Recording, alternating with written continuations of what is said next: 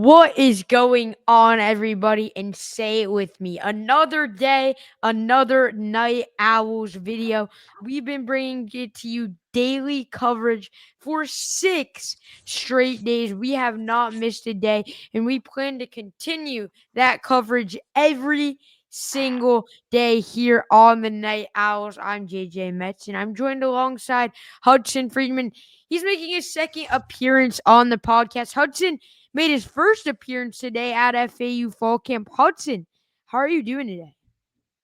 I'm doing great, JJ. Fall camp was amazing. It was really cool to get up close and personal with the players today. Oh yeah, it definitely was. And you mentioned up close and personal. You were mentioning and discussing with me about how cool it is to see the coaches be able to give the players advice right there when you're right next to the coaches. And you even made a joke saying that you might be ready to play linebacker after hearing the linebackers coach. So what did you hear from the coaches that really stood out today from fall camp? So honestly, at any level, I've never really experienced like coaching for football, to be honest with you. So to see like the way that a D1 football program, FAU, how it operates with their coaches, it was really something. And honestly, I think the linebacker coaches working with the linebackers that I saw did a fantastic job. And honestly, the linebackers made a mistake first time in the rep. It was okay. Now let's fix the mistake. They fixed the mistake and they looked even better. It's okay to make mistakes as long as you can fix them, and that is what it looks like FAU is doing. And you know what they say, it's good to make mistakes because you learn from them. So it's actually good for some people as well to make mistakes. And I think that was a huge learning moment from the defensive backs and the linebackers today. So a really solid day of fall camp. Now, this is going to be a quicker episode for those of you guys watching. We want to get this rapid speed. So we're going to jump right into what we saw from the QBs and wide receivers today. A lot happened, and throughout this whole fall camp, it's been pretty smooth from the wide receivers and QBs, and we've been giving them their praise. But when constructive criticism is needed, it is needed because the fans want to hear both the good and the bad. And I'd say today really favored more so of the negative side. So, Hudson, what'd you see from that group? So on the negative perspective, I mean, I saw Caden Veltkamp. He was making a lot of mistakes. You hate to see it. You know, he's looking like the number one QB on this team, but a lot of mistakes today. And then his pal Easton had a few drops today in camp. You hate to see it, but hopefully, it seems like the theme of this podcast is going to be the mistakes.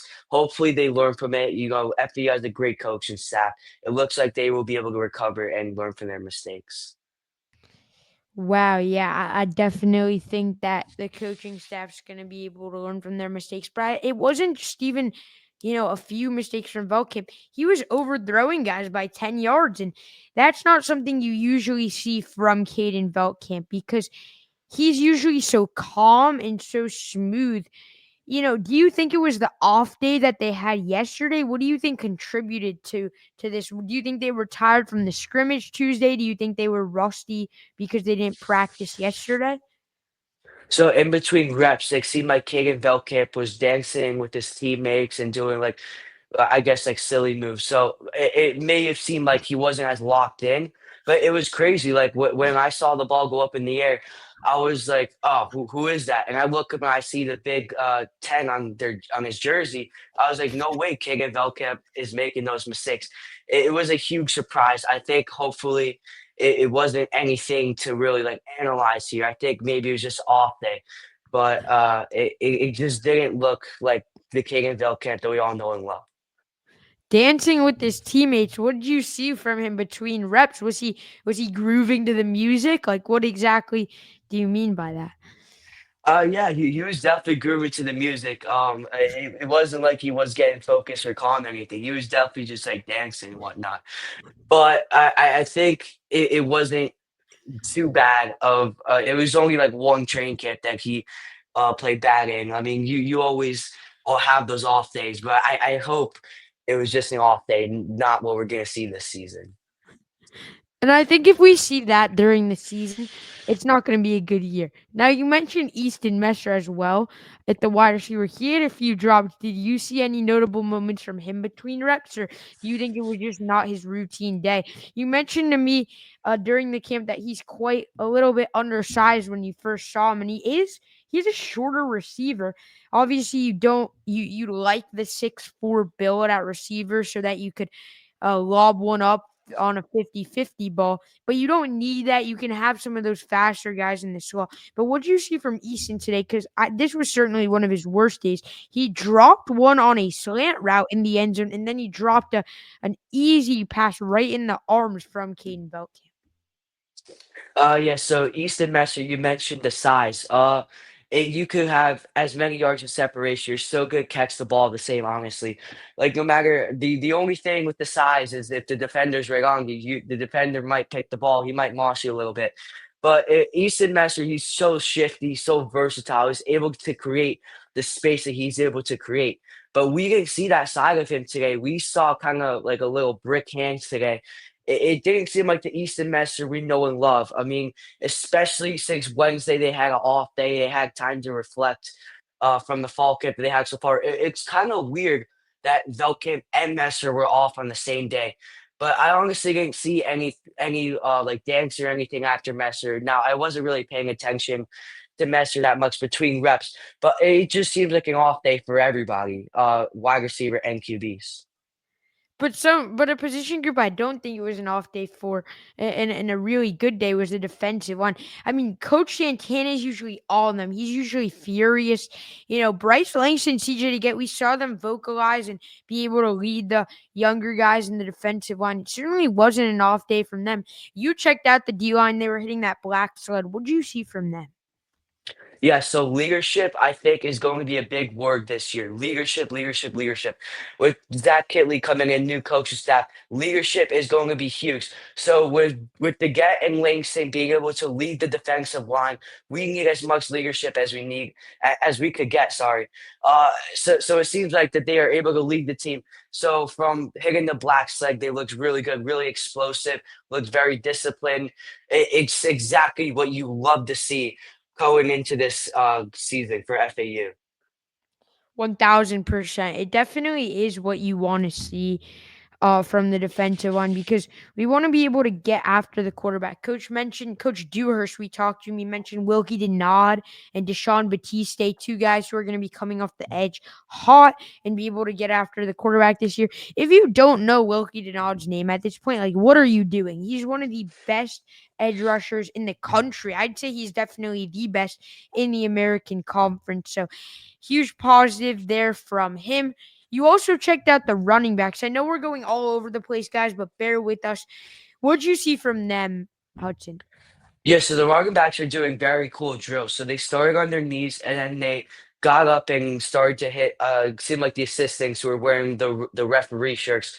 I think it was maybe to get off the line faster, maybe help with explosiveness, maybe help with trucking a little bit. But it seemed like they were doing very well. Now we didn't spend a lot of time with the running backs because our time for our viewing window was running out. But it seemed like what they were doing was very productive and looked like they were doing the drill pretty well.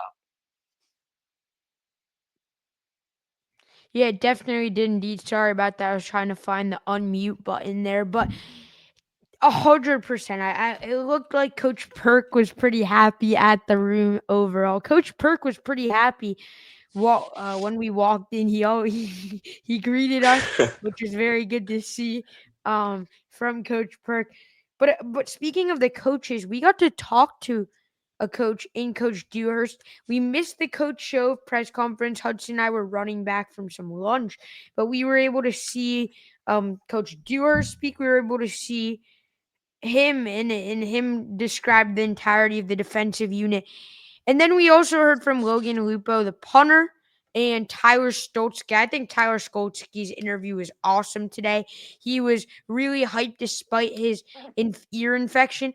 What are your takeaways from all three of those pressures? And was there anything that stood out from that?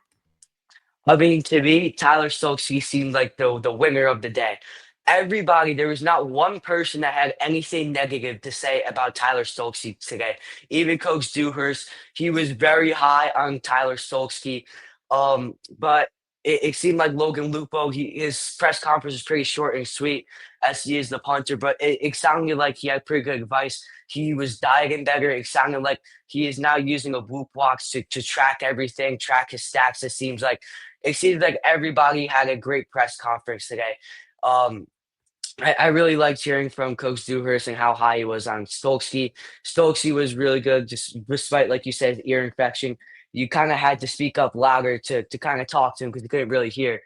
But overall, it was a great viewing session for the press conference. Certainly wasn't Hudson. It was a good press conference overall from Lupo. He really was able to highlight his diet, which really stood out to me because he was what 230 pounds, and then Yeah, he got yeah. down to 160 at 3% body fat.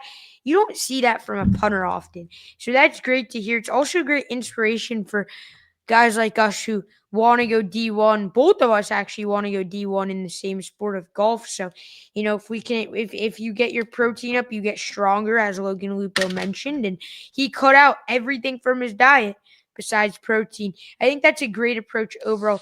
Hudson, I want to go back to the quarterbacks because if you're still watching, I think you're wondering what exactly was happening. Why was it so off? And I'll be honest, Caden Veltkamp has looked perfect. Like the way his rhythm is, he plays like a pro. The way you see his rhythm is, how he winds up to the throw, how he takes back the football. Everything is just so fluid and superb, and the rhythm of it's really nice to watch. But today it looked like he was getting really quick. He was a little bit speedy on his release, and there were some negatives from him. Although he did make some good throws, it's just not what we usually see. And Coach Kelly was there shaking his head on some of those. But also Zach Gibson, he was able to have some good throws as well. But I'd say he even made more mistakes than Veltkamp. However, our expectations aren't as high for Gibson. Gibson said to himself after a way overthrow that we have on video, perfect. Shout out to Connor SBC from that on the camera today. But Mike Valentino was really good. And Mike Valentino didn't have any overthrows. And he's a guy who shows up to practice every day, puts his head down, gives 100%. Yes, he's not QB1, but he's competing from QB2. And Kitley was right there watching. And I think overall, he's gonna have some positive takeaways from Mike Valentino. So can you just recap those three again? I know we're circling back to Veltkamp.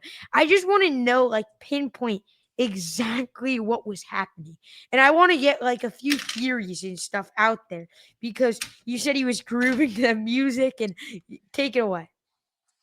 So, Mike Valentino, honestly, if you walk into fall camp, you have no knowledge of FAU. You don't even know who Caden Veltkamp is, or Zach Gibson, or Mike Valentino. You would think Mike Valentino is the starter, the QB1 on this team, the way he was handling himself. He, compared to Veltkamp, you were right, puts his head down, ready for the next rep, not really dancing or getting unfocused as opposed to Veltkamp. So my theory is honestly it was just an off day. Veltkamp trying to have a little fun. Um, Hopefully not a little cocky as maybe he thinks he has the QB1 job.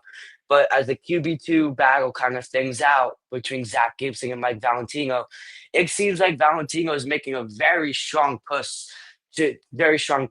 towards that QB2 spot. So it seems like it could go Valentino's way or Zach Gibson's way. But it seemed like it was just an off day for everyone besides Mike Valentino. Yeah, at the quarterback position, I think the defense did very good indeed.